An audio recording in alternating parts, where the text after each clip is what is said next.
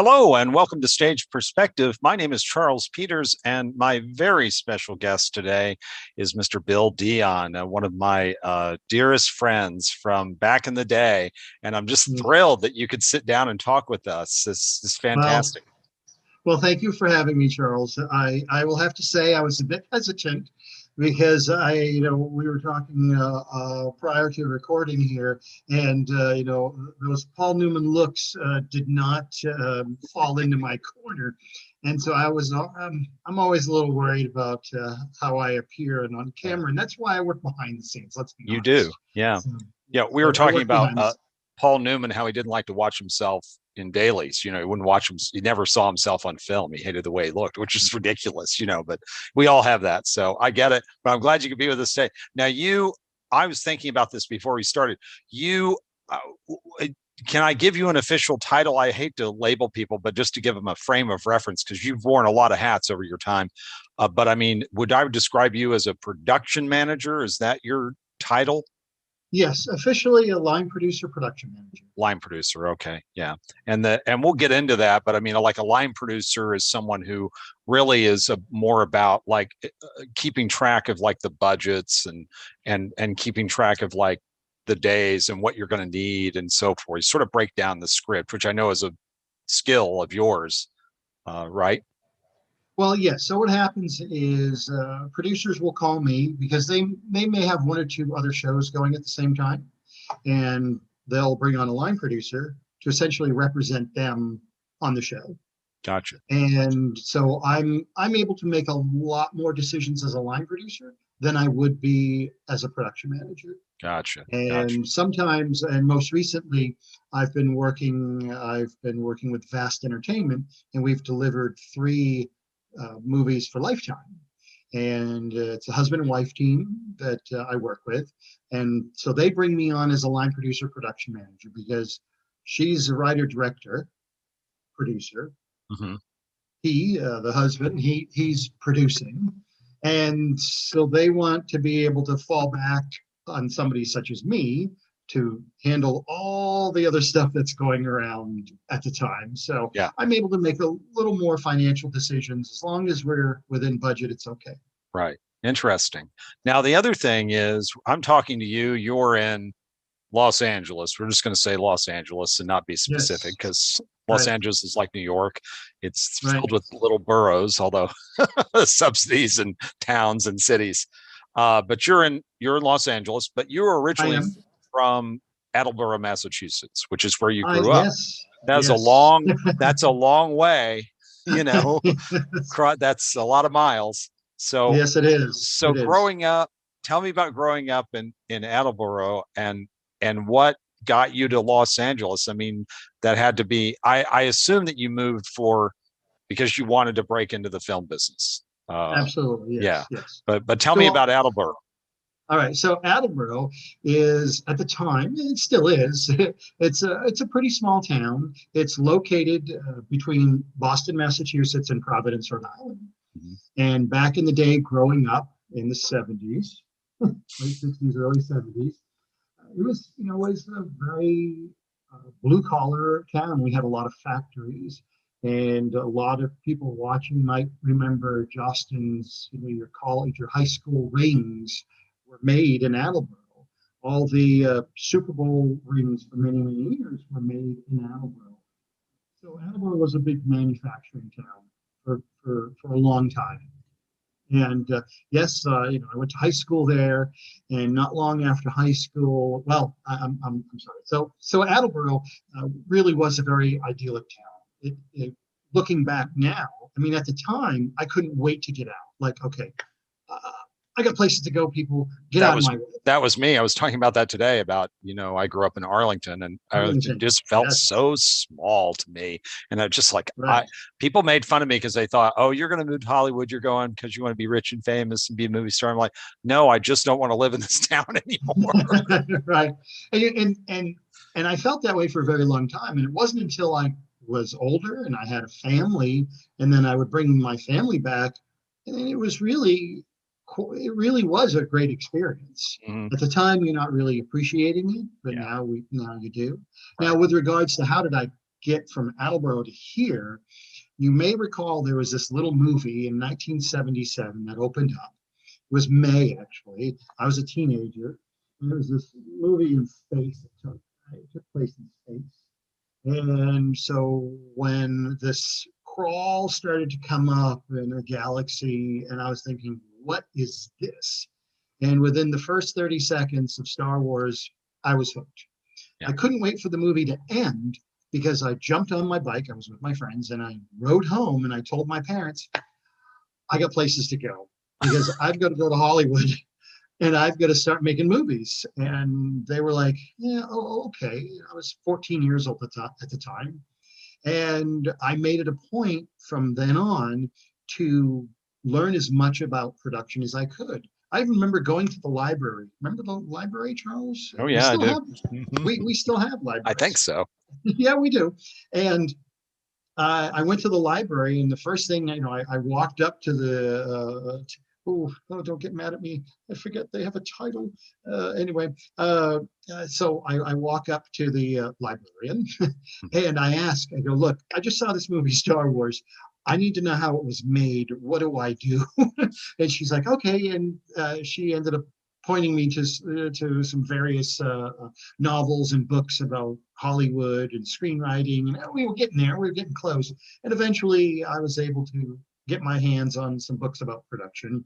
Again, we are talking 1977. It was, we did have electricity and Yeah, all, so it but it was wasn't too bad. limited. Knowledge with like that was limited. I mean, I've watched documentaries about like makeup artists and working with like Tom Savini and back in the day, there wasn't anything. Nobody was doing that, and you had to like seek that person out and go look at what I'm doing, and they would go, "Great, come work for me." You know? Right, right, exactly. And I'll just digress for a moment there. I forget his name. I hope he forgives me. He's one of the executives there at Lucas, and we're about the same age. And he was Mhm. living in the Valley, in San Fernando Valley. And when Star Wars came out, he was thrilled. He thought it was great. He goes to the Yellow Pages and finds Lucas in the Yellow Pages, calls them in the Valley, and they say, well, come on down. And he's been with them. He went to college and has been with them Yeah, ever since. So I unheard was of. like, Yeah, right? It was yeah. great. So on my end of things, in Attleboro, I learned what I could as far as what this whole Hollywood thing is about as a teenager. And my dad, once he found out that this was going to be a little more than just a phase, my dad sat me down one afternoon. He said, look, if you really want to be involved in production, you need to start watching more movies. And at the time, I'm trying to think, at the time, there had been a lot of different movies that were coming out. And there were old classics. You and I, we like the classics, Abbott and Costello. Come on. Yeah. And Westerns. My dad was a big fan of Westerns. So he'd sit me down and he'd say, look, this is all the stuff that's out there. So if you want to get involved, have at it. So on Saturday mornings, again, I'm a teenager, dad would be putting on a movie and all of a sudden it's Lawrence of Arabia. Like, oh, Yeah. I'm hooked. So it Yeah. went from Lawrence, and it just kept going from there. That's great. So he educated you really, just at least attempted to, and probably gave you a big broad stroke. Yeah. He did. And from there, once I got into higher grades, eighth grade, ninth grade, we had film and we had a TV class.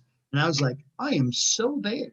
And I Mhm. was able to take TV production in high school. I was thrilled to be able to do that. So you were getting behind a camera in eighth grade, basically, thereabouts, Yes, and shooting definitely. stuff.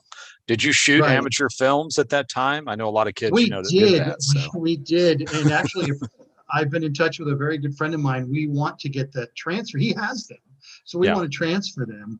We shot on 8 millimeter. We Hmm. shot on 8 millimeter. And then we also did some stuff on video. The Yeah. video cameras came in, remember they came in two parts? You had Right. the video camera, and then you had the The deck. recorder. Yeah. You had the deck. So you had the deck on one shoulder and Yeah. the camera on Yeah. the other. And then wait a minute, technology got a little better. And then you could go get rid of the deck and then Yeah. just pop the tape in the camera. Yeah. Yeah. Yep. It's amazing. Now people are doing it on their phones. Phones, right, the whole movie on right, her phone. exactly, and doing very well at it And too. doing very well doing that. So yeah, Right. which is a great testament to the idea that it's about not about the medium, but it's about the story and the Yes, it's characters. always going to be about the content, and Yeah. that's another thing that I've been learning over the years too. Yeah. Yeah. That's great. And so your dad was definitely an influence. Did you did you just have a was it just a smorgasbord of films? And did you go to theater at all, or was it strictly film stuff that you were looking at? It was mostly film, Yeah. and then television too. I remember Yeah. not long after Star Wars came out, and right around the same time, there was a movie called The Bridge Too Far, Mhm. and it had every single British actor in it. Yes. And I Hmm. want to say about a year later, it was on television, and it was Hmm. late at night. I was Hmm. still a teenager, and I had to stay up because they put on a behind the scenes after the movie. Wow. Bridge Too Far. And you think you might even be able to find it online. And I can remember I stayed up late wanting this movie to end. I enjoyed the movie, but I wanted to see the behind the scenes. Show me the camera operator, show me the cranes, show me the grips, the electrics, Yeah. show me the boom operator, show me all of that. I wanted to learn as much as I could about what was happening. Yeah. Yeah. That's great. That's actually a very accurate. I just watched a documentary on it, and it's apparently extremely accurate. One of the most accurate wartime films ever made. Right? Yeah, and a ridiculous. It couldn't be made today. It would cost way too much. No, It no. was ridiculous how many people were in it and how big it was. I mean, the stuff that they did, and they did some things that were actually real in the film as Right. well. There So were the visual effects and all of that were yeah, extremely like yeah, very, very low, all yeah, practical. yeah, exactly. Yeah, Bridge Too Far, folks, go watch it. Richard Attenborough. So you know him as John Hammond, but he directed a great movie. That's Uh, right. anyway, yeah, that's fantastic. And I know you were involved in theater in high school. I know you did some of that because you've shown me a couple of things. Did Yes. you? Were you? I know that now you work behind the scenes, but a lot of like even my father told me that he was really interested, which I didn't know till recently. He was really interested in being on stage. He wanted to perform, and then quickly realized he was not a performer and went Right. no, and decided to move into behind the scenes, which was a very wise move because he became a good success. But was that you? Were you on stage for a little bit and then went, you know I what, I like was this better? I was for a short time the Mr. Janest, my TV production instructor in high school at the time. He was also the head of the drama department, and he pulled me aside one afternoon after class. He says, "Have you ever considered doing any acting on stage?" I was like, "Oh no, not really. I'm more behind the scenes." He says, "Well, come down one afternoon and check us out." So I went down in our theater, if I remember correctly, our high school auditorium. I think was there 1,000 seats maybe in our auditorium. It was big. We had we had a Broadway stage at our high Yeah, school. so did I. Yeah. The size. So so I went down, and I have to be very honest. There were a lot of pretty girls on stage.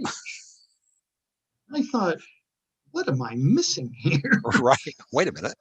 So the next day I saw him and I went, yeah, I'm definitely interested. He says, okay, great. He says, come on down and you'll be involved in exercises.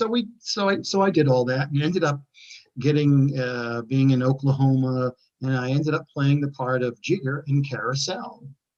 And if anybody's that's old school, so Yeah. check it out, Carousel. And it was a great time. It was a great experience. We did local drama competitions, and I believe I was even nominated. I think I was nominated for best supporting actor for a short play. Yeah.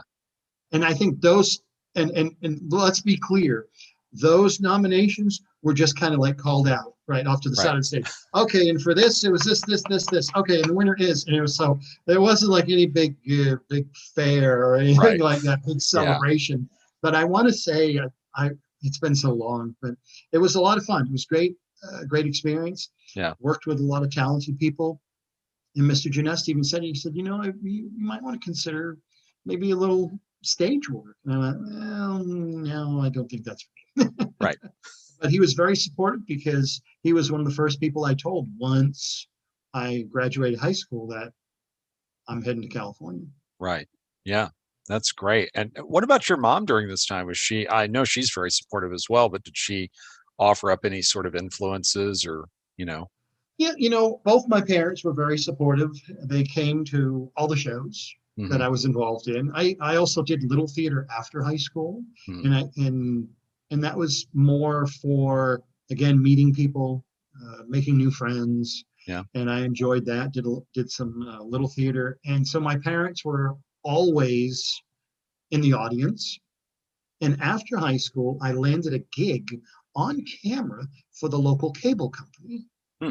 I had my own little show, Hmm. and again, I'm on camera, but I was really wanting the behind the scenes, and so I did a lot of. I learned how to use camera. I learned editing, a little bit of sound mixing, and so we would shoot something, and I would be on camera, and as soon as we were done, we'd go right into our little edit bay, and I would learn post production.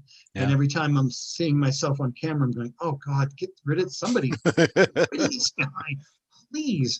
And but it was a great experience. I don't want to discount the experience at all. I Yeah. worked with good people. It was a lot of fun, but but in the back of my mind, it was all about Hollywood, Right. Hollywood, Hollywood, Hollywood. Now, when did you make that decision? You always knew you were going to go, but there comes a point, like for me, I went to a private school, college in Fort Worth, and and then I got out of that, and then I was like, well, I really need to finish school, and I got about like into the semester, and then stopped and went, what am I doing? Uh, I don't. This is not serving anything. I need to go. The longer I wait, the longer it's going to take. So, Right. yeah. And well, what ended up happening is, so I graduated high school, and a lot of my friends were going off to college, and but I got this gig at the cable company, Hmm. and I was really happy.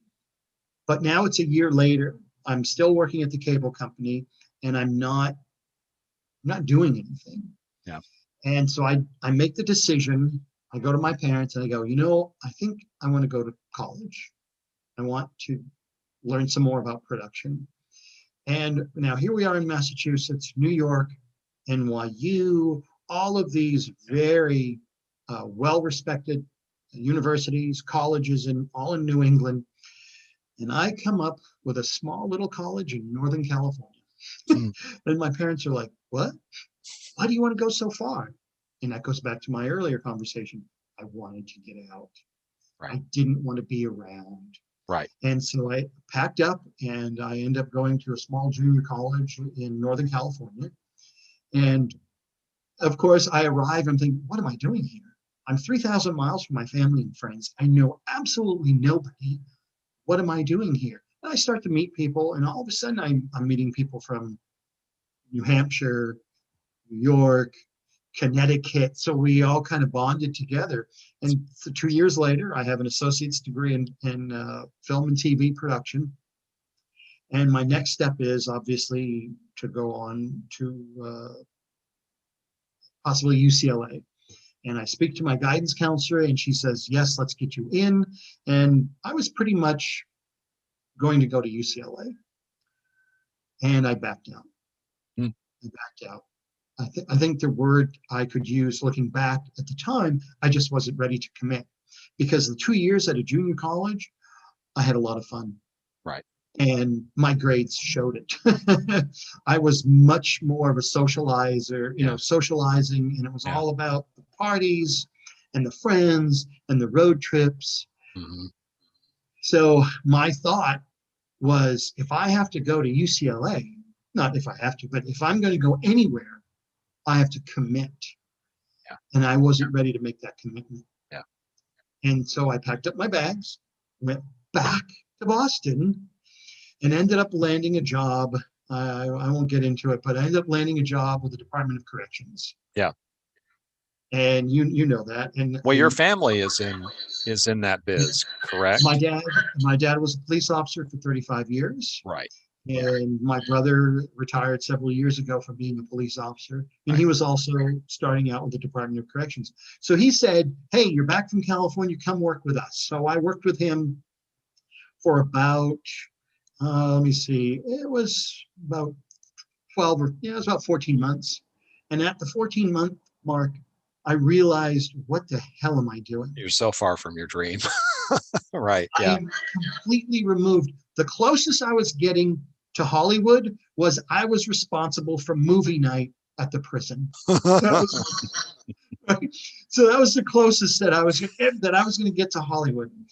And so I sat my parents down. It was December. I said, "Mom and Dad, I'm going to Hollywood." And my mom's like, "What?" I said, "In January, I've got I have a brand new car. I've saved up all this money. I was living at home, making decent money. So it wasn't like I was coming out to California with $20 in my wallet and no place to live. I didn't know anybody, but that's another story." So they were very supportive. I don't know if I could be that supportive right now if my daughter said, "Daddy, I'm driving cross country and I'm going to New York and I want to be on Broadway." Yeah. That's going to turn I into don't a know. George C. Scott film. I don't know how I would. I don't know how I would react. I really do. It's a dad thing. It's a guy thing. Yeah. But so I packed up my car, and here I am. Yeah. Here I am. Yeah. And one of my favorite stories that I've actually repeated about you is when after you worked in corrections, you you got a job in a diamond factory or someplace where they worked with jewels. Is that correct?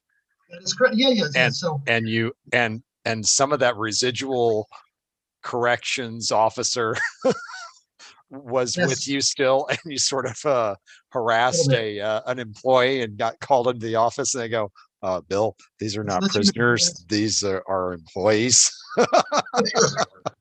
yeah. So let's be clear. It wasn't harassment. I was a I was trained at that time very by the numbers, Yeah, and so I am now not in an organization that's by the numbers. And so we had metal detectors that people had to walk through. And if you didn't pass, you had to go through it again. And I remember he was like, complaining. And I was just kind of very puffed up my chest and said, "Look, there's no complaining here. You're going to take off your shoes. You're going to get back in line." And so everybody in the line was like, "Oh, okay. Don't want to mess with this guy." So, yeah, so I was called into the office, promptly had a finger, I wasn't fired, right, had the finger wag. But it was clear that, yeah, I needed to leave all of that right, behind. yeah, yeah, yeah. I So remember the that next being funny, part of an impetus of making you make the move too, as well. So yeah, it's like, yeah, "Oh, okay." yeah. And so you drove out, and you started. I know that you and I met not too long after you had gotten in town, probably within a year. Is Yeah. that about right? And So what had happened was I drive out and I get a job. Now, because I'd worked at the prison, I got a job doing security work. I was a mall cop at Century City. And at the time, MGM was in pre production on a movie called Fatal Beauty with Whoopi Goldberg and Sam Elliott and several other named actors. And so my job on the mall was to keep an eye on the set construction crew because they were off to the side, but people were still walking by. And so it was really more of a safety thing. And I thought, this is really cool. I'm responsible for the set construction crew. And they were a good group of guys and very chatty, and got to know some of them. And now it comes time for the production to roll into the mall. The sets are up, it looks really nice. And I end up meeting the extras casting director. And at the time in our office, they did have a sign up, "Hey, come earn extra money, be an extra in a Whoopi Goldberg movie." Like, okay, I meet him. I say, "I do security here." He says, "Great, you're hired. You start tomorrow night." Like, "Oh, okay, great." And so here I am. I'm maybe 4, 5 weeks, 8 weeks into being in Los Angeles, and I'm an extra in a Whoopi Goldberg movie. Okay, I think I should be paying them. Right. And what happens is I'm standing there, and this guy comes up who's wearing a headset similar to what you have on, and he says, "Hey, can you come with me, please?" And I said, "Sure." And we end up going across the street from the location, from the mall, and he walks me into what I know now as the wardrobe trailer. And he turns to somebody in the trailer and says, "Hey, this is Bill, and he's going to be stand-in for Brad Dourif." And Brad, everybody remembers Brad from Billy and One Flew Over the Cuckoo's Nest and from Lord of the Rings now. Just so he's been around for a very long time. So now I'm his stand-in. And I'm thinking, oh, okay, great. And he turns to me and says, "Well, you know what a stand-in is, right?" I said, "Yeah, absolutely. Who doesn't know what a stand-in is?" So they put me in his wardrobe. I go to set.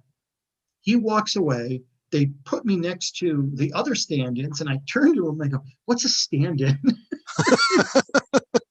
So they tell me, they go, "Look, we're just here to stand in for lighting, camera movement. Just listen to what the AD tells us." He says, "We're known," they call us second team. "Just be standing by to be second team." I'm like, "Okay, great." And so we did some walking, and we sat down, and we stood up, and the camera's moving with us. And I'm just like, "Okay, hello, I'm here. I've made it." As far as I was concerned, look, people, I paid my dues. I've got 8 weeks in. I'm a stand-in on MGM movie.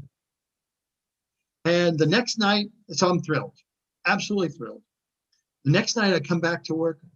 The guy who was the stand-in for Brad, well, he's back. He was sick that night. And so now I'm relegated to being an extra. So my long Welcome to Hollywood. And so I was an extra for the next few nights. And that was it. That was my time. Yeah. That was it. Being a stand-in is a sweet gig. I remember the few times that I worked on some films as an extra and some TV stuff, and having them, that was a dream. It's like to get a long-term gig as a stand-in was like, that was a sweet gig. Like if you could get on a film and be so-and-so stand-in, that was, as an extra. So that was the step up. The whole time, and sometimes they had to call for me like 2 or 3 times because I was too busy watching what was going on. I wasn't paying attention that I was like I had marks to hit. No, I wanted to know, well, who's responsible for placing that mark? Okay, that's the second AC. And who's this gaffer? And who's the electrician? Who's the best boy? And yeah. But it was great. It was a good learning experience. Yeah, that was me. That was why because I had never been on. I had made movies back in Texas, and worked in them and had an understanding of them. And I'd watched documentaries, but I'd never been on an actual set, like a real live film set. And so those first times was like, I need to see what that's like. And that was a real experience to just see it work. It's fascinating. So it was a lot of fun. It was a great time. Yeah. So you and I met, and that's part of this show is I'm starting with people that I've worked with. And you and I have worked together in a lot of different ways. But the first time we actually sort of worked together was at Universal Studios, is where we met. We were trying to be tour guides. So, yeah. I failed miserably, and you went on. I went on. I became a tour guide, and I was very lucky, which sometimes, the business can be lucky for you. And I got a great run and was able to shine a little bit.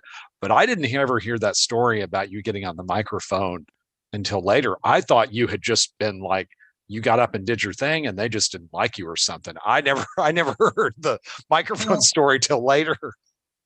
Yes. So to recap, what happens is I get this on. Now again, it's in front. It's in front of people, and I just when they put the ad out, and you may or may not remember this, it was in Drama Block, right? Yeah. And when they interviewed you, they gave the perception that, well, if you get the job, you can pass out your resume on the lot. Right. And I was like, well, okay, so let me just get this straight. If I get a tour guide gig, I can walk on the lot and hand out resumes. Right. So that was the bigger thing for me.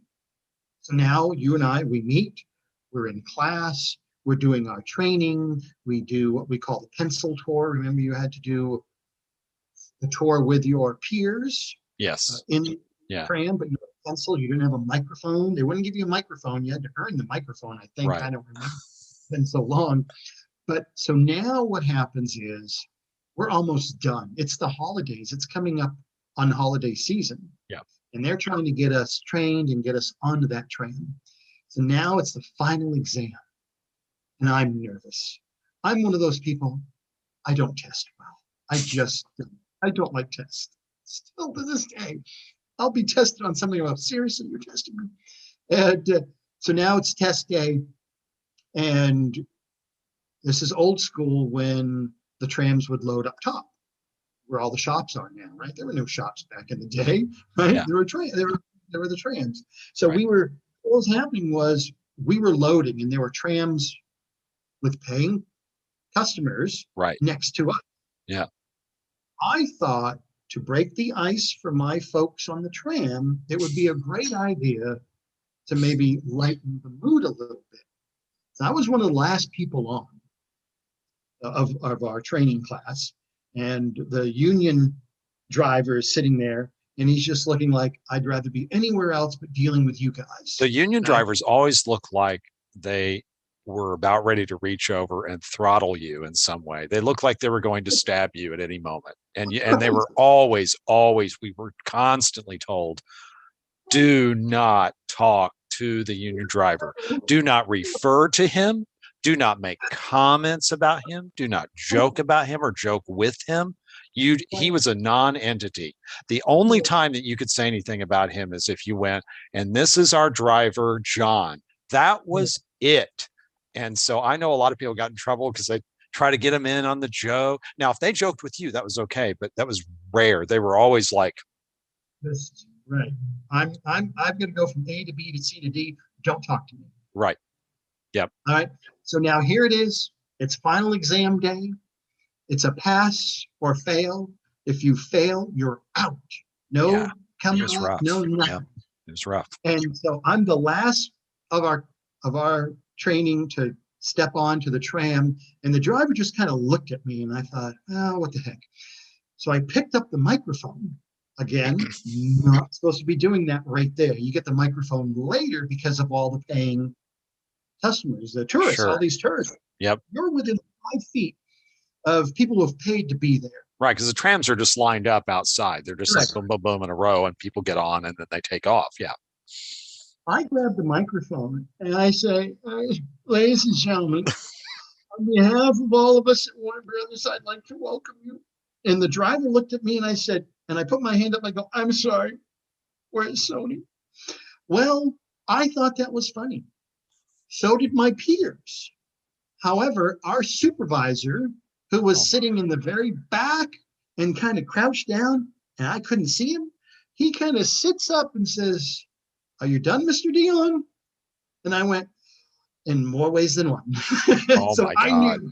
I knew it didn't matter what, it just wasn't good. So when it came time, because what would happen is, you remember during the test, they just stop the tram and they go, okay, Jack, you're next. Sally. Because you never knew if they were going to be filming on New York Street or if they were going to be in the square or what. So you had to seamlessly go from the one section to the other and not look like you were filling or stalling, or it just had to look like this is the route and this is always the route, because the people from Nebraska, they have no idea.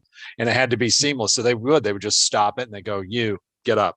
And it was very militant the way they did. It was not a, hey, so-and-so, get up there and do your thing. It was like, you go. And you were like, oh, okay, hi. So blah, blah, blah, And so I got the corner of the Psycho House. As you round the corner, yes. Yeah. You're going up. So what happens is the tram stops and I hear Dion. And I just knew. It didn't matter. So I get up there and I start my spiel. And you're supposed to start it kind of like I've already done it. Now you're picking it up from the end of their sentence. Yep. Correct. Yeah. Yes.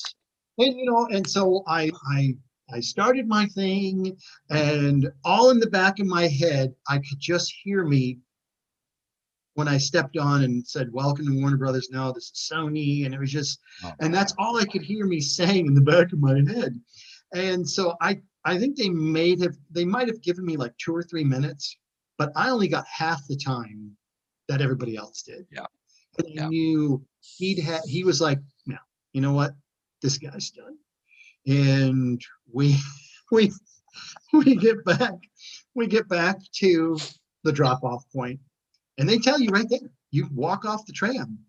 yeah. I don't And remember that, but yeah, well, what happened was, I remember he went into a little office, and 10 minutes later they come out and they read your name. At least yeah, for us, they do. yeah, Okay, you know, yeah. okay, if I read your name, please stay. If I don't read your Yeah. name, thank you very much. And so he's reading names, and I'm going, yeah, my name's not going to be called. And sure enough, my name didn't get called. And he just kind of looked at me like above the paper, like, you know why we didn't call you. Yeah. It was just one of those. Like, do I need to bother? Right. And I think I could have sucked on the tram if I kind of like made a mistake or two. I think I would have been Yeah. okay. Yeah. But it was that welcome that Yeah. just put Yeah. them over the top Yeah. for Now them. the flip side of this is that you didn't miss that much. Right. It was a fun gig, and it was neat to do it and to say that, oh, I did that. But and it was cool to be on the set. I mean, my favorite memory is, and you and I shared this together, and especially now knowing what you and I know about each other. But I always tell this, there is nothing like that first time when we were standing on this the old European set, the backlot of Universal Studios, the original Monster Makers, and the sun's going down. We're taking a walking tour, and we're walking where Boris Karloff walked through the archway carrying. It's like my brain was exploding. I was like, I can't believe I'm walking. It's like sacred ground to me. And I mean, it was just a beautiful memory because the sun was starting to set. You had those long shadows and that golden sunset. And it's like we're standing because they take you on that big walking tour of the back lot. I don't know. Did you do that with us? I, it's been so long. Maybe you didn't do that. Maybe that was something we did after, but that was cool. So there were things like that. But this whole idea that you could walk down to the back lot and like engage. I know a couple of people that got like, you know, uh, PR jobs and stuff, or PA jobs, like that. But I don't know anybody that really scored anything doing that. So yeah, I think that whole mythological thought of being able to drop your resumes off at Amblin Entertainment, it was just a bogus. Not going to happen. It was bait and switch is what it was. Yeah, yeah, And and I the enjoyed process. the Yeah, go ahead. I'm sorry. I enjoyed the experience, Yeah, and the best part was I got to meet you. yeah, And I remember they'd ask because they were trying to get us to commute, right? They didn't want to have all these cars parking. oh, I true. remember, Yeah. and they'd ask, hey, if you guys all live near, and they went around the room and they said, okay, where do you live? And then I remember this voice, I think you were in the back of the room, and said Hollywood. I'm like, I'm in Hollywood. I'm going to go talk to this guy at break. Yeah. And then we spoke, and Yeah. then sure enough, we were only a few blocks from each other, Yeah. really. Yeah. And it worked out really well. Yes. Yeah. Yeah, it did. Yeah. And we did that. We worked on a small film with Lovis Productions. Um, I I don't know if I worked with you on like anything like bigger than that, or worked on another film or something. I don't remember. Um, We did some smaller projects. we did some other stuff, yeah. But so from there, I know that you've had a lot of just various gigs. What was your first, I remember La Baguette, so which was a great gig because you got to meet a lot of celebrities, which was cool. And I know Right.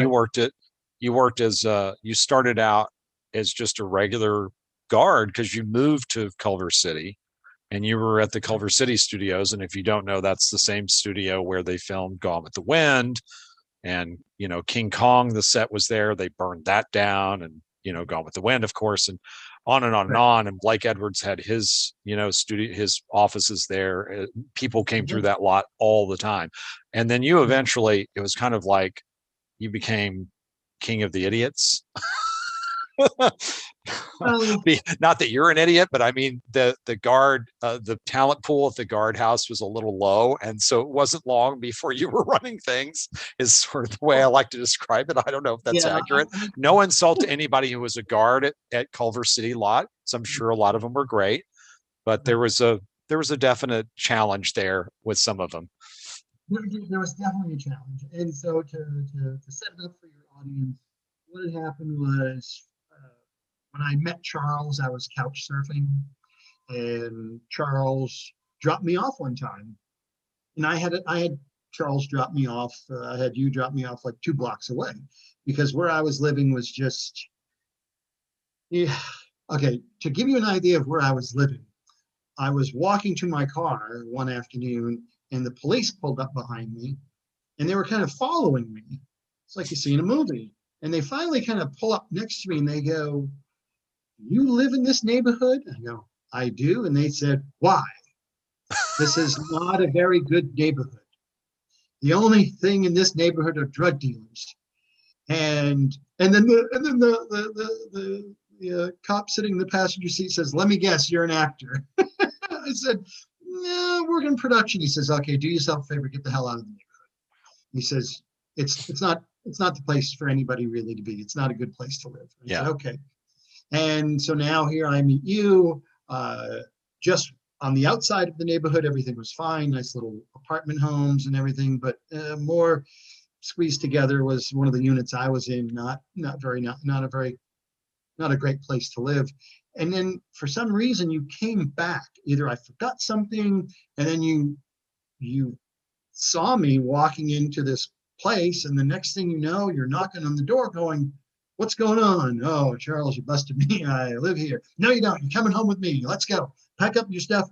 And so it was like, "Oh, okay." So I threw up all my stuff, and the next thing I knew, I was on your couch in Hollywood.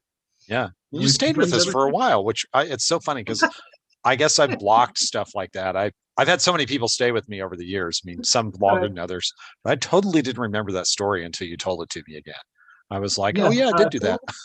it was about a month. So what it Yeah. was, and I had a job at the time. Well, no, this was sorry. This was what had happened was I was working at the mall, ironically, not doing security, but working at the sandwich store. So I was making money, so I was able to afford to give you some money.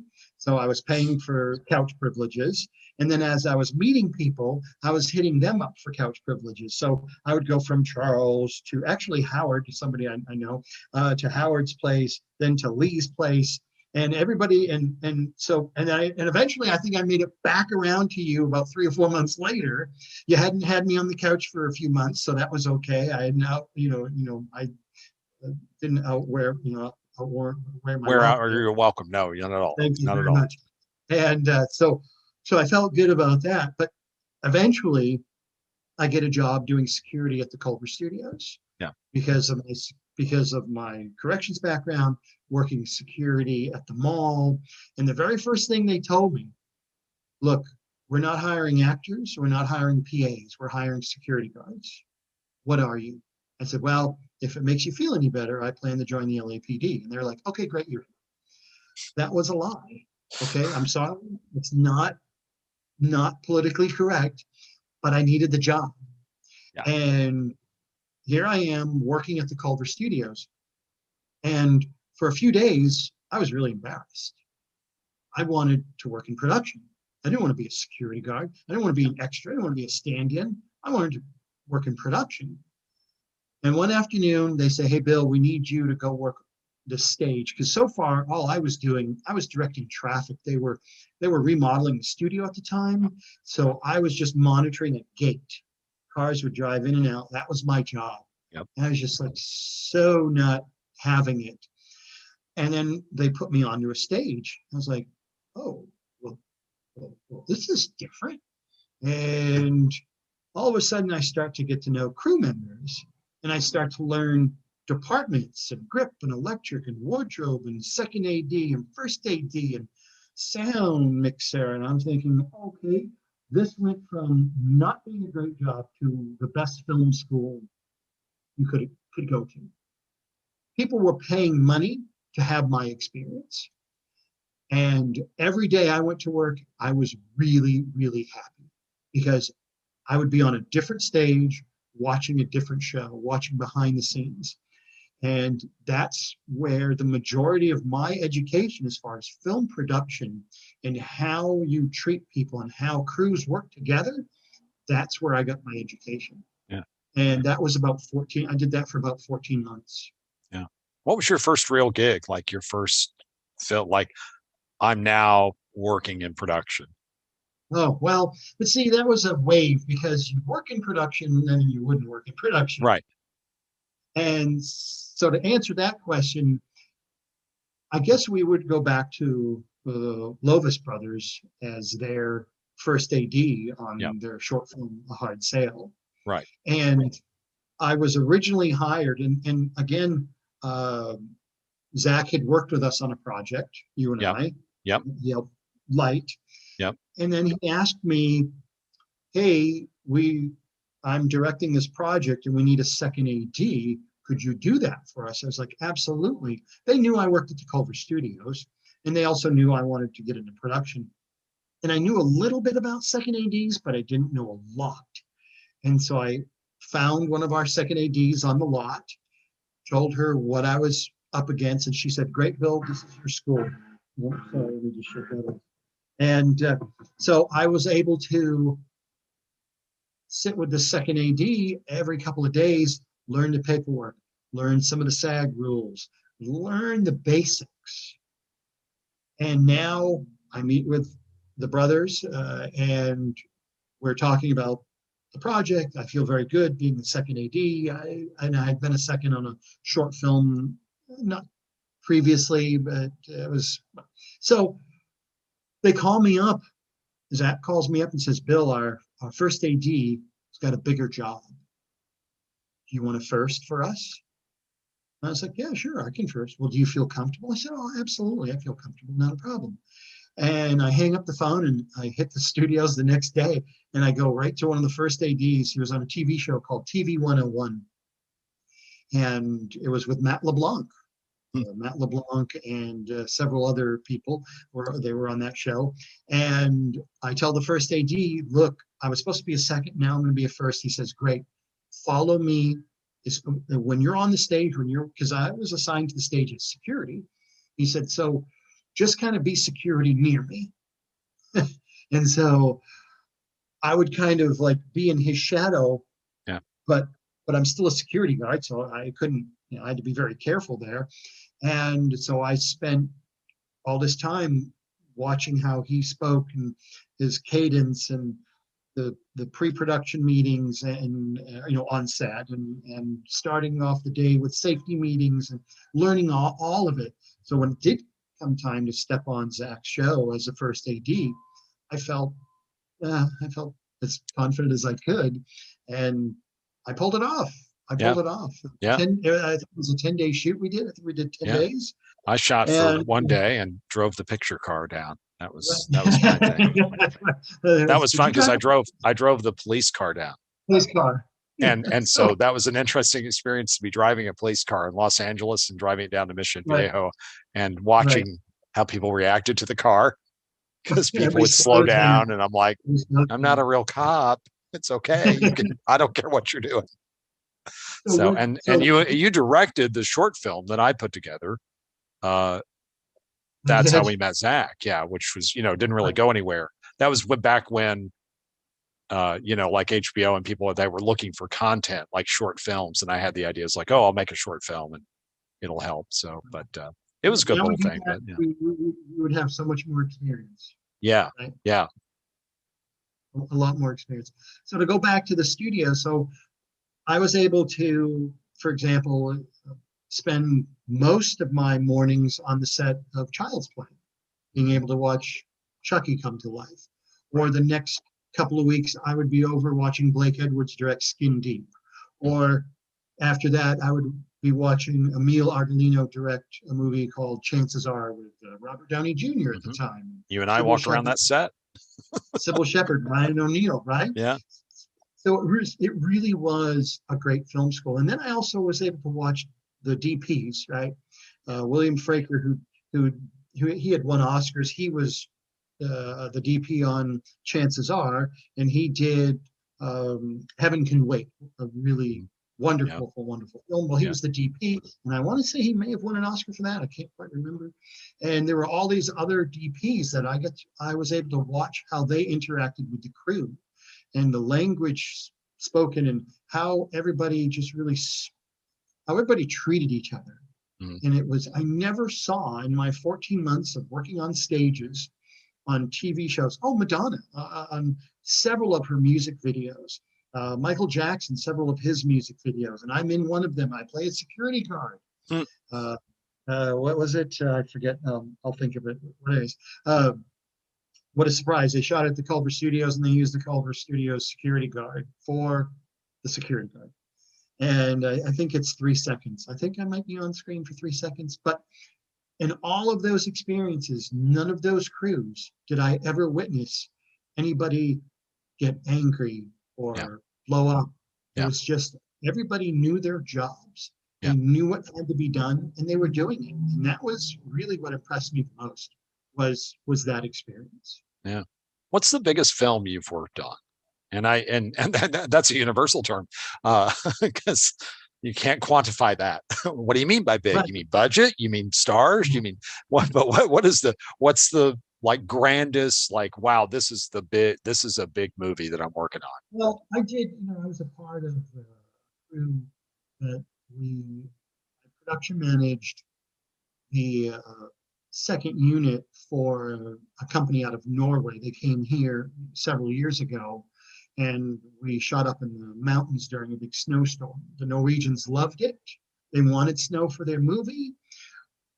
Me, not so much loving a snowstorm, but they were thrilled, and that was called Johan, and that did very well in the European market. As far as big shows, I can't say that I've had like a Marvel or any of those. Right. For us indie guys, that's the elusive. That's we're still reaching for that brass ring, right? As Right. we Right. along our indie way. Yeah. You don't retire from indie filmmaking. That's true. Now you talked about Star Wars. Are there other influences? I know Star Wars is a big part of your life, not only as just being a kid and seeing it and having that fantasy, but also as an influence of film. But are there other films like that you saw? I mean, for me, I'm all over the map. I mean, so many things influenced me growing up. I have some primary things, but is there a film or a director that you really admired, or types of films? Well, I think if you go for me, once I discovered Star Wars, then it was like a matter of working backwards. Okay, let's watch The Godfather. Let's watch Jaws. Let's look at some of the movies and let's go back to Alec Guinness. Let's go back to all of these different. So I can't. Again, my biggest pick would be definitely Star Wars, but that's more, I think, more on the influential side. Like I want to. Sure. That's what drew me here. Yeah. And you look at oh geez, guess I should have done my homework. I think about Morning Vietnam. Right. Robin Williams, right? Mm-hmm. Just and you sit there in the theater. I saw it at the Cinerama Dome in Hollywood, and here is this really nice piece of film playing out before me. I'm thinking, wow, I so still need to be a part of the shows. Right. And so stuff like that. Something like that comes up. Yeah. And then at the same time, we're talking about Abbott and Costello, Laurel and Hardy. Yeah. All of those classics are all intermingled when you look at the talent of all the individuals, of all the people that make up what we do. Yeah. And so in that respect, pretty much anything. And I would say more recently, and recently it's 20 years old, by the way, when I mentioned Band of Brothers. I mean, that's up there. for me, just for everything with regards to production, acting, writing, directing, Yeah. and then directing, obviously Steven Spielberg. For me, he has that kid quality of a lot of his film. E.T., Close Encounters. It just goes on. And there's more to Schindler's List. I mean, wow, whew, very heavy, very deep, but what a piece. Yeah. Definitely. Yeah, absolutely. Yeah. I like him a lot as well. I like Martin Scorsese because I like how he directs. I like his eye, just how he frames his shots and so forth. Just wild stuff that you would never think of, So Goodfellas, yeah. Casino, Mm-hmm. just stuff Yeah. that no matter. Okay, so here we are, right? Let's be honest. We have all of these channels, all of these streaming services. Mm-hmm. We have them all. Yeah. And if I'm cruising around the TV and it comes to Casino, I'm stopping, and my wife is Stopping and going, watching. Right. Yeah. Absolutely. seriously? Yeah. You have access to thousands of movies, Yeah. and you're going to watch Casino. I said, oh, Yeah. yes, I'm going to watch Casino. And I was going to watch the whole thing. She Yeah. says, but you have it on DVD. I said, I know, but I'm going to watch it. I know that's a weird thing when it comes on. You're like, but you have this. You could just put it in. That's very funny. Shawshank Redemption, another one. What's that? Shawshank Redemption is another Oh, one. Shawshank. Yeah, that's a great film. Yeah, absolutely. Yeah, there's so many wonderful films we've gotten in the last, couple of decades. And then, I I know you've worked in a lot of worn a lot of different hands. We could sit here for hours and talk about all your various projects and different things you've done, and some small and some. What's like the worst thing that's ever happened to you on set? Production wise, the worst Yeah, thing. production wise, that's probably a better phrase. I mean, now to me or to the show? Well, I mean, I'm just curious, because you always have great stories. Things seem to happen either to you or around you, mainly around you. Right. So not so much you, because one of the things, and we'll get back to that in just a second, but one of the things about you that I'm always impressed with, and I always sort of tell people when I talk about you, is that it's almost like an idiot savant quality when it comes to a script. That you can look at a script and go, this is what you need, this is how many days you're going to need.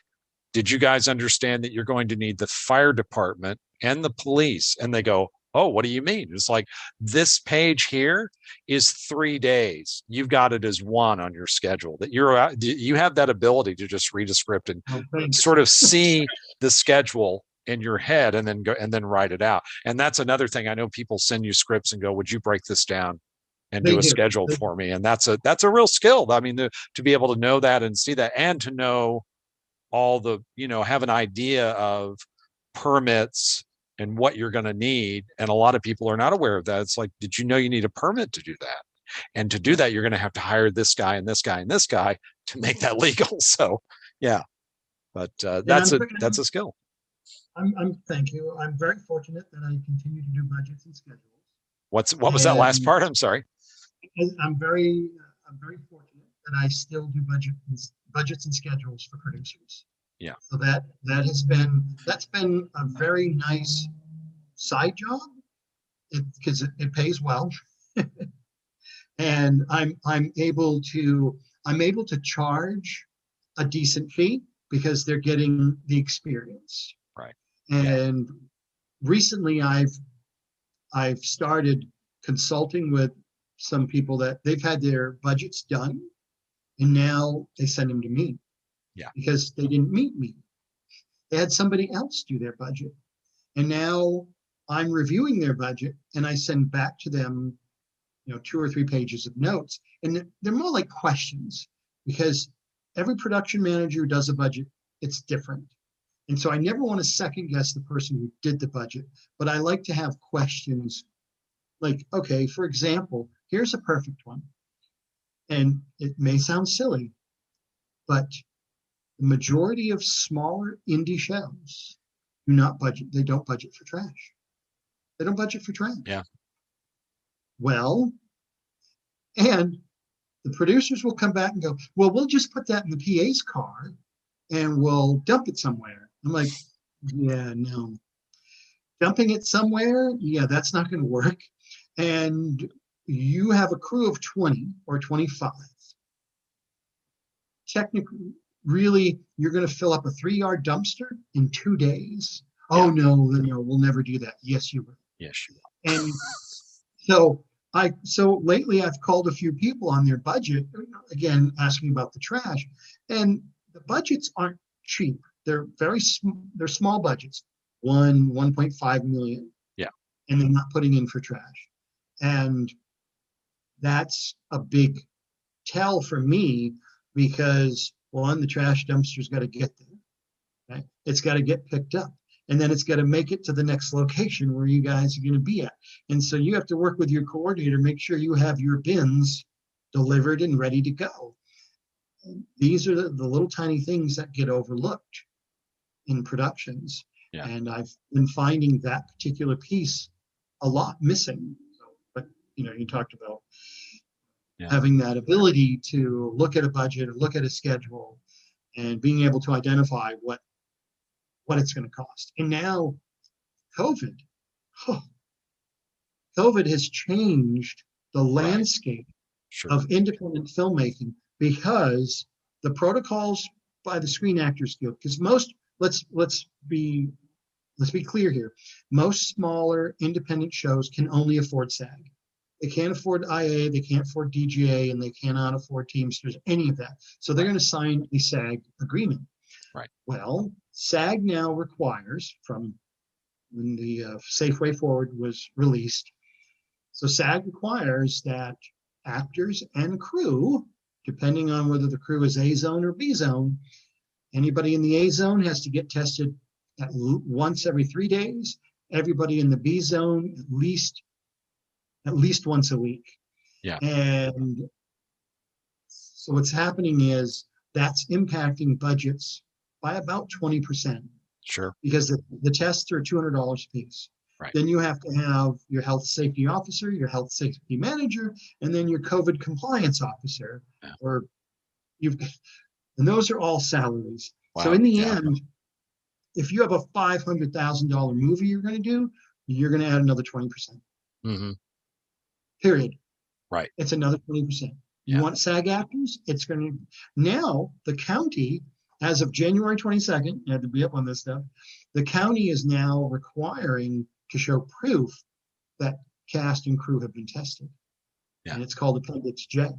And that's another thing production managers and line producers have to be up on and be aware of, because prior to the 22nd, they were not requiring to show proof. Yeah. And that's another thing about you is you keep up. It's you're a lot like a doctor. You're like a specialist. Like people send you their scripts and go, okay, I need you to look at this with sharper eyes than this guy over here because he's good, but we need you to look at, and you got to be up on like what's the latest medicine? Does this conflict with this? So you're up on the codes and the permits. Now I asked you earlier about, worst thing. What's the best shoot you've been on? Forget about the worst. What's the best shoot you've been on? Like, oh man, this is like, I wish I could keep working on this because it's like the food is great or the location was great or the people were great. What's the best shoot that I'm sure you've been on some great shoots, but I can't, I don't think it's so much of one.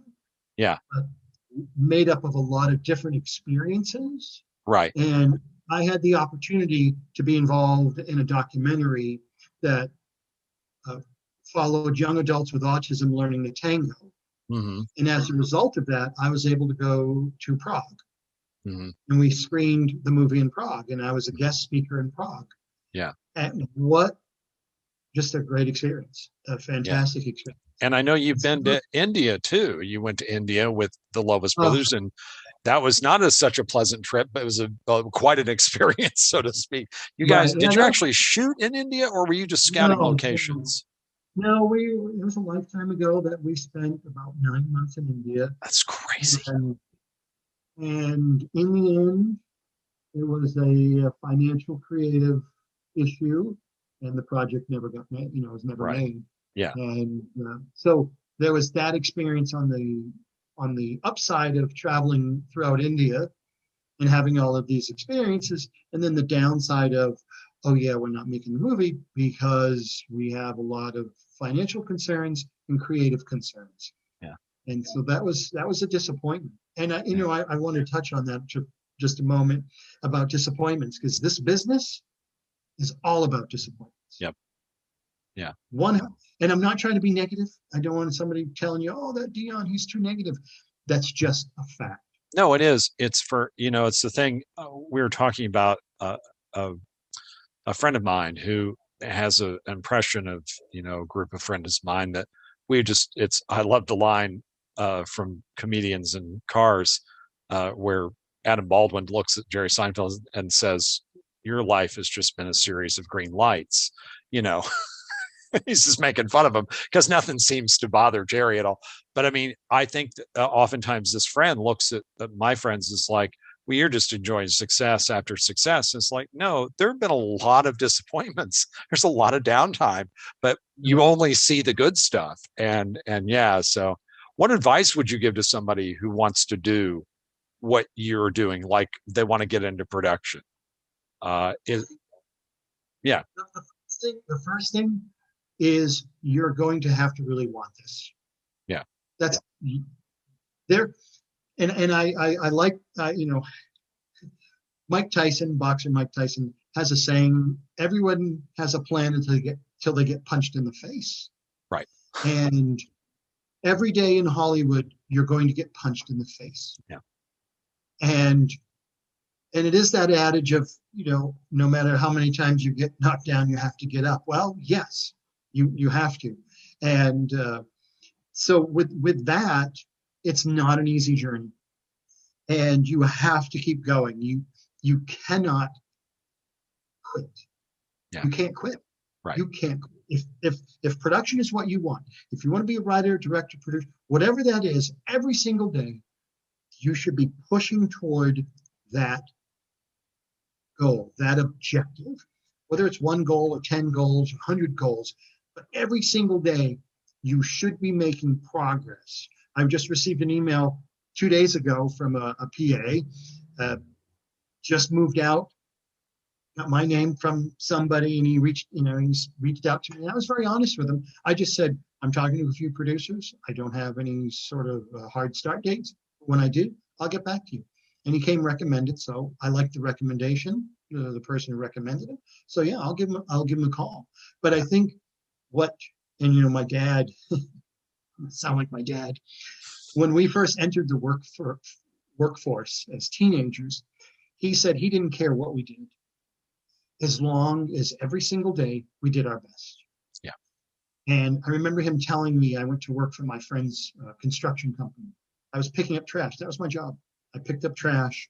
I hauled lumber. I moved shingles from one pallet to another, whatever had to be done. And then from time to time, I would even have to dig a ditch for electrical. We couldn't always get a little backhoe in there, so they had give Bill a shovel and start digging. Sure. And my dad told me, and I told him what was going on, and he said, just make sure it's the best ditch they've ever seen. That was it, Yeah. But he was right.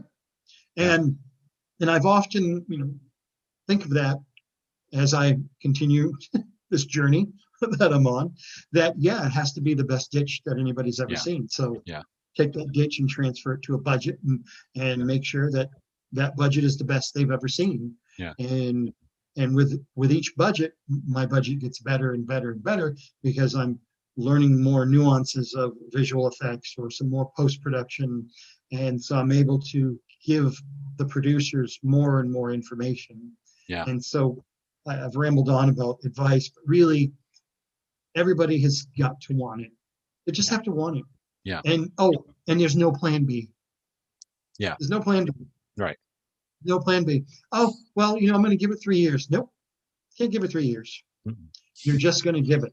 And you're going to go, and you're going to go, and you're going to go, and you're going to go. Yeah. And I like the saying, the more no's you get sets you up for the eventual yes. Yes. Yeah. That's a writing thing. I remember reading that. Get to your goals to get 50 rejections. Right. And then you're good. And so. I don't do stand-up, but every single stand-up comic that I've seen interviewed, they have said at least a minimum they have spent 10 years on the road in the worst possible places Yes. doing comedy, Right. at least 10 years. They For said, if people you've done that don't care. 10 years, they said, if you've done 10 years, you're going to you'll get your shot. But if you Yeah. haven't put in your 10 years on the road, chances are you haven't learned from those 10 years. So I liked that. And so Yeah. I can't say, Pixar, we have Disney Plus, and they do a behind the scenes of Pixar, and they interviewed, I hope I get her name right. I want to say her name was Rochelle, and she was a PA. She's the oldest PA I've ever met. Now, I've met her personally, but I've ever seen. Mm-hmm. And so she went to college. She was out of college. She had a job for 7 or 8 years doing finance. I forget what particular job she had. She always wanted to work in production. Mm-hmm. She always wanted to work at Pixar. And she got her shot. Yeah. And when they were interviewing her, she's a PA, and she is not a kid. Right. And that's what it's about.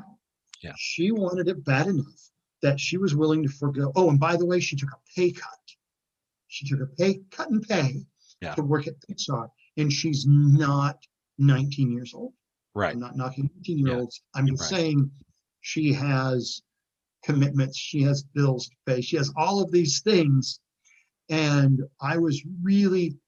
it was comforting to see that there are people still out there wanting to get into this business that are willing to start where you needed to start.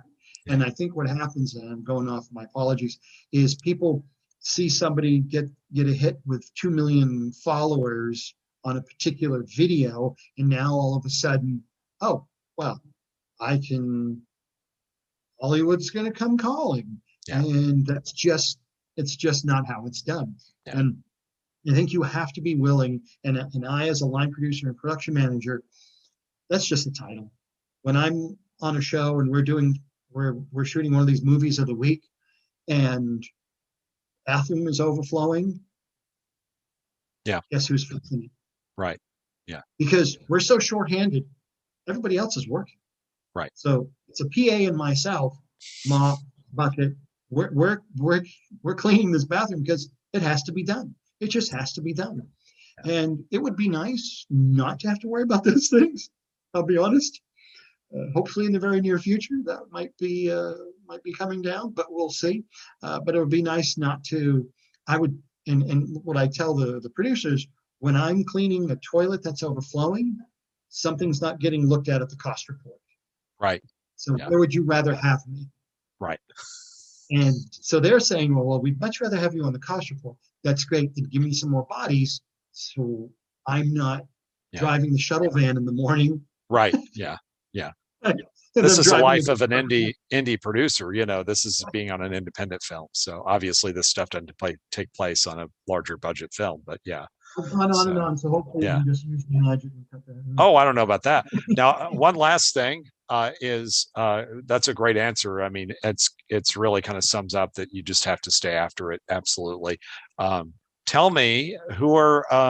I wanted to ask you earlier. Did you ever meet George Lucas? And have you? What are some big director actors that you've met that have really thrilled you? Because I know you've met a lot. Yeah, so I have to go back. I really have to go back to my time at the Culver Studios. Yes. Yeah. Because everybody who worked there, it was like a family. It didn't matter that you were a security guard. Grant Tinker, he was the former head of NBC, very successful executive. He owned the studio at the time. And I would see him every morning. He'd walk by and he'd go, morning, and I'd say, morning, Mr. Tinker. And one time he kind of stopped and he came back and says, oh, we haven't met. I said, oh, my name is Bill. And we shake hands and he says, please call me Grant. And I said, well, my dad would be very upset if I called you Grant. And I said, so it's going to have to be Mr. Tinker. And he said, how about this? If it's just you and I like this, you call me Grant. And I go, fair enough. A couple days later, he's walking with a couple executives, and they're walking by. They say, hello, morning. I go, morning, Mr. Tinker. And I don't make it 2 feet past, and I can hear one of the executives go, he just called you Mr. Tinker. He was surprised that I didn't call him Grant.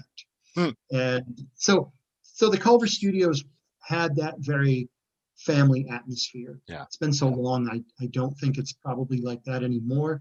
But to go back to what you were saying, being able to see Blake Edwards every day, have him wave to me as he drove in, I thought that was really cool. Yeah. I really liked it. Or Dick Van Dyke was doing one of his shows on the lot. He'd stop every morning. Good morning. He would bring security. He would always bring like donuts or bagels. He had always some sort of treat for us. And so it's those sort of stories. Being able to see Emil Ardolino, who did just prior was Dirty Dancing that had come out previously, and so that was a really big film. And so now here I am watching him direct.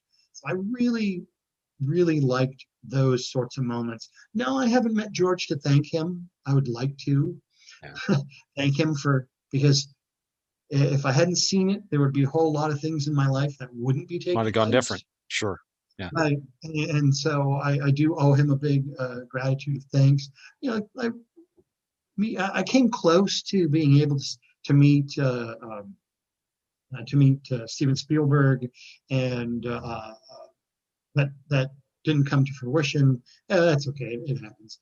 So in that respect, I mean, I think for me, going back to the Culver Studios and watching just the whole process of everybody directing and watching the teams come together, that was just all very, looking back now, it's all very humbling experience.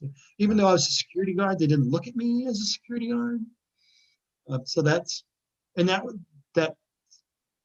meant a lot after I left, realizing, oh, okay, we were all treated as equals. Yeah, because eventually I think they started talking to you. You were having meetings with people about scripts, and they were bringing you in and talking to you as a colleague, not as a security guard. So I knew that being there was very opened up some doors. I know that it may not have come to any sort of, culmination of having something made, but it got you moving in other directions and introduced you to other people, which was really amazing. So, yeah. And there are a few times over the years that I've driven on the lot for a meeting. It's been a long time, but I remember that first time driving onto the lot, and I was going, wow, I was a security guard here. Now I'm here for a meeting. Oh, that's kind of cool. Yeah, something cyclical about that. I like that. Yeah. Well, Bill, this has been fantastic to know a little bit more, a couple of things I didn't know. So, especially the early stuff. Yeah. Do you have any parting words for us? Well, I think no matter what it is that you're doing, we just have to keep going. Yep. We just keep moving forward. Yeah. And I think it's what is it? Just keep swimming, right? Disney just keep swimming. And for us, we just have to keep moving forward, right? And not worry about what's behind us, because that's a done deal. That's okay. We're moving on, right? And and I just go back to that. You can't give up. You can't quit. If you're in production, and we're just not quitters. We don't. And I wish sometimes I'd listen to myself, because sometimes you get down. Sometimes we are our own worst enemy. Yes. We can beat ourselves up. And I was thinking this morning, back in the day, and I had mentioned earlier about being disappointed, right? That Hollywood is disappointments. Well, you have to learn really quick to get over those disappointments. Yes. Because you can beat yourself up on the what ifs. Yeah. And I remember, just very quickly, years ago, not too long ago, I was interviewed. I got a call from Warner Brothers. I was in front of one of their top executives, and I was going to be like a unit manager, production coordinator on the TV side. They weren't happy with the communication that was taking place between some of the shows and the executives. So this particular executive said, a friend of mine, hey, I'm creating this position. I need somebody with a solid production background who can be able to come in and speak to executives, and we need that bridge. And she said, oh, I've got the guy for you. So I was thrilled. Went over, had this meeting. I was in his office 45 minutes. Yeah. And I'm thinking, okay, this is a good sign. And he was he was one of the top on the TV side. And so I felt very positive. And as we wrapped up the meeting, he said, I think his exact words to me, I think this will be a nice fit. Let's get you in here next week to meet the rest of the team. Okay, thank you very much. We shake hands. As soon as I'm out of the building, I'm running to the car. I'm on the phone to my wife, telling her all about the meeting. And she says, oh my goodness, this is really great. I'm like, yeah, this is fantastic. 2 days later, I get an email from the friend who recommended me, go, you might want to read this. And Warner Brothers fired him and he and the team. They were all fired. And I mean, not make light of this, but I really felt like I was in a fighter plane just plummeting. Yeah. And I was just like, oh my. And I remember I beat myself up for about 2 days. Yeah. And I was just constantly, it was just such a big disappointment. And I remembered looking back, and I'm not that way so much. We don't have time to dwell on the disappointments, because those 2 days I was dwelling on, I wasn't moving forward. And so I've not done that ever since. I've looked back, oh yeah, okay, Bill's pity party, poor. The executive was fired, okay. And I just think, well, there's a lot more people out there. They've had movies ready to go, like ready to shoot. Yeah. Hundreds, millions of dollars. And the studio goes, yeah, we're done with this. Yeah. So that's always a good thing to think about. Go, well, okay, at least I wasn't producing a big film and then they stopped me. Right. So, yeah, but I digress. But yeah, that's something we have to be able to do, is just get over the disappointments. Well, Bill, this has been really great. And it's great to just see you, because we haven't seen each other in so long. And Bill and I have spent time at parties and done some wild stuff. And we didn't even talk about that stuff, because I don't think that applies here. What's that? That's a different series. That's a different series. I think so. Well, hopefully you've enjoyed this. I know I've enjoyed talking with you, Bill. Thank you, Charles. Yeah. I was a little nervous because, again, not wanting to be on camera. And so you made it, you were just like the dentist that didn't hurt a bit. Well, good. I'm glad to hear that. So, well, this has been Stage Perspective, and we've been talking with Bill Dion in Los Angeles. And if you like this, please hit that like button, and also maybe subscribe to the channel and check out some of the other videos that are here, the other interviews. So a lot of different eclectic interviews from different people and different artist backgrounds and designs. So thank you again, and we'll see you next time.